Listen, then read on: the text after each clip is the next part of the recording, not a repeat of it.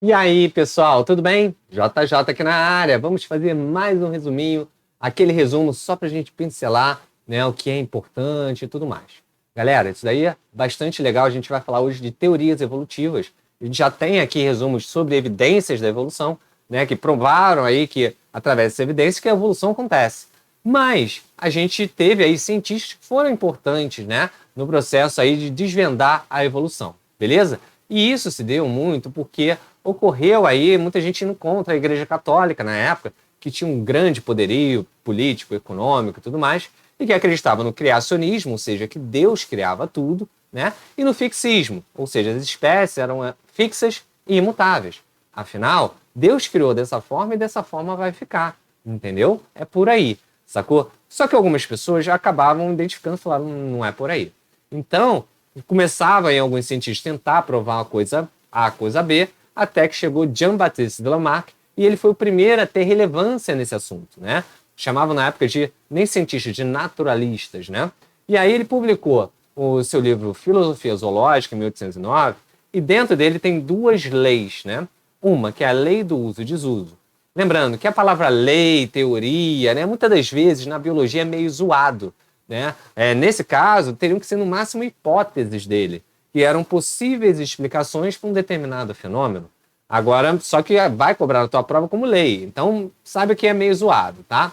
De qualquer forma, lei do uso e desuso dizia o seguinte, que nesse processo de adaptação ao meio, porque ele acreditava que os seres vivos eram capazes de se adaptar ao meio, né? O uso de certas partes do corpo faziam essa estrutura se desenvolver. Enquanto que o desuso, ou seja, o não uso de outras partes, acabava atrofiando, entendeu? Então, a lei do uso e desuso, ela pode ser aplicada em alguns casos. Por exemplo, pessoas que fazem exercício, né? Quando ela faz exercício, ela desenvolve os músculos. Quando ela deixa de trabalhar o músculo por tudo, né? Enfim, acaba não trabalhando mais, esse músculo atrofia. Então, faz sentido? Até faz. Só que a gente pode aplicar tudo? Não. Se eu leio bastante, isso não quer dizer que eu vou ter uma visão melhor, que eu vou ter uma visão além do alcance, nem nada parecido. Entende? Então não dá para ser aplicado a tudo. Uma coisinha ou outra. Bem, aí a gente tem a outra lei. Essa daí está totalmente errada. A lei da transmissão dos caracteres adquiridos. Bem, o que ela dizia? Ela relacionava ainda com o uso e desuso, ou seja, essas alterações no corpo que eram causadas pelo uso e desuso, ou seja, desenvolvimento ou atrofia, elas eram transmitidas para os descendentes. Note, eu falei a palavra eram e não poderiam ser, entende? Então, imagina, poxa, eu, né, estou fazendo exercício, estou ficando fortinho e tudo mais. Acabo tendo um filho. Esse filho, teoricamente, herdou, né, as minhas características e vai ficar fortinho também. Imagina que agora eu tenho um neto, um bisneto, tataraneto e por aí vai.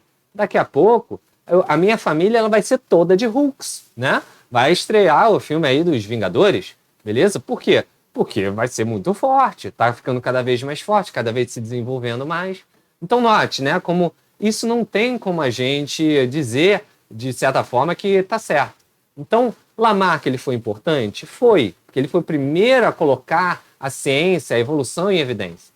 Mas as ideias deles estavam erradas. Até que chegou, né, o Darwin. O Darwin, Charles Darwin, ele publicou um livro em 1859, ou seja, 50 anos após a publicação do Lamarck, né?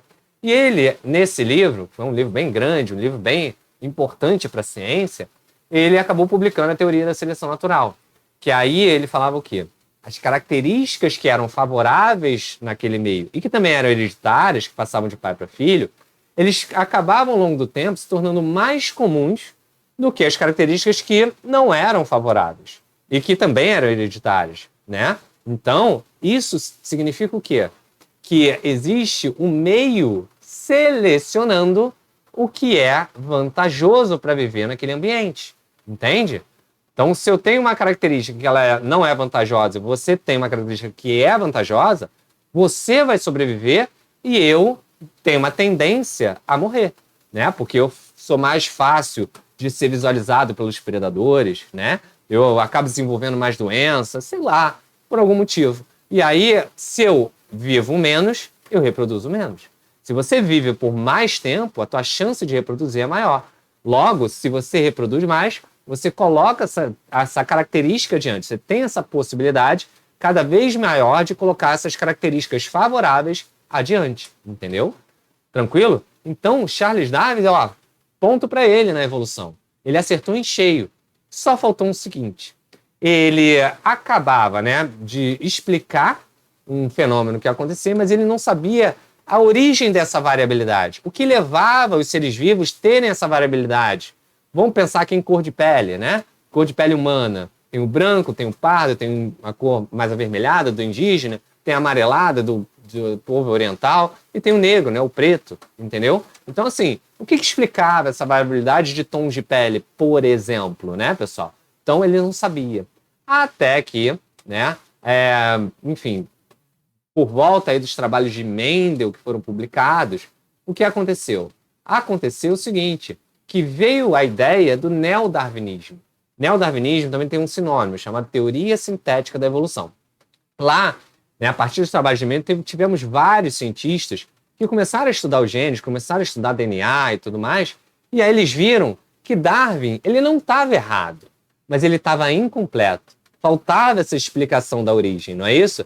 E aí o que acontece? O neodarwinismo, então, ele junta as ideias de Darwin, por isso darwinismo, neo significa novo, né? Então, associava isso à recombinação gênica, a mutações, né? A fenômenos aí relacionados à genética, entendeu? E aí, hoje em dia, né, os cientistas acreditam isso, no neodarwinismo. Só que, claro, né, o Darwin levou todas as glórias, né? Porque ele elucidou grande parte de tudo. Entendeu, galera? Então é basicamente isso. Relembrando, pessoal, o seguinte, para o Darwin, o ser não se adaptava, entendeu? Ou ele era apto ou não era. Para o Lamarck, não, o ser se adaptava ao meio, entende? Então tem um caso clássico das girafas.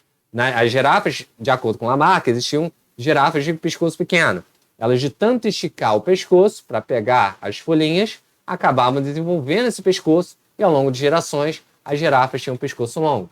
Essa é a ideia errada de Lamarck, lembra? Do uso e desuso, transmissão dos caracteres adquiridos. Para Darwin, não. Para Darwin, existia girafas de pescoço pequeno, girafas de pescoço mais longo. As girafas de pescoço pequeno tinham uma característica desfavorável. Por quê? Porque elas não conseguiam alimento. Se elas não conseguiam alimento, a tendência de morrer era maior, não é isso? Então, elas tinham dificuldade de passar suas características adiante, né? Se fosse uma característica hereditária. Enquanto as de pescoço longo, elas tinham facilidade com isso, porque elas tinham facilidade de arrumar alimento, sobreviviam mais e, teoricamente, reproduziam mais. Colocavam essa característica adiante, entende? Então, essa é a diferença. Para Darwin, o meio seleciona. O indivíduo ele tem um papel passivo. Para Lamarck, não. Ele se desenvolve. Então, é como se o indivíduo tivesse um papel ativo no seu processo de evolução. Sacou? Conseguiu te ajudar? Então dá o like aí, se inscreve no canal, ativa o sininho. Olha, tem vídeo pra caramba, aqui é vídeo praticamente todo dia, só para poder te ajudar. Resolução de questões, resumos, dentre outras coisas. Beleza, galera? Vou ficando por aqui, ó. Um grande beijo, uma boa semana. Valeu, gente. Tchau, tchau.